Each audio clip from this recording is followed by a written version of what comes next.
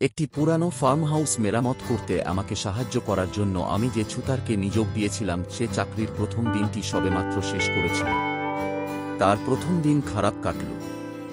গাড়ির চাকা পাঞ্চার হলো, মেশিন খারাপ হলো, গাড়ি আর চলল না। বাড়ি ফেরার পথে সে চুপ ছিল। আসার পর তিনি আমাকে তার পরিবারের সাথে দেখা করার জন্য আমন্ত্রণ জানান। বাড়িতে ঢোকার আগে সে একটা গাছের কাছে থামলেন, হাত দিয়ে ডাল স্পর্শ করলেন। দরজা খোলার পরে তিনি একটি আশ্চর্যজনক পরিবর্তনের মধ্য দিয়েছিলেন। তিনি তার দুই ছোট সন্তানকে জড়িয়ে ধরলেন এবং তার স্ত্রীকে একটি চুম্বন করলেন। আমরা গাছটি পার হয়ে গেলাম। আমি জিজ্ঞাসা করলাম, আগে গাছে কি করলেন? তিনি হাসলেন। তিনি উত্তর দিলেন, এটা আমার মনের চিন্তা গাছ।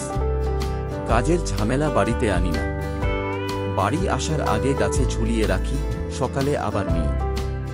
মজার ব্যাপার, সকালে কম ঝামেলা থাকে। তুমি দেখো জীবনে তোমার আগে একটা কষ্টের গাছ স্পর্শ করো। বাড়িতে যান এবং আপনার বাড়ির বাইরে, আপনার ঘরের বাইরে আপনার ঝামেলা এবং উদ্বেগগুলি ছেড়ে দিন।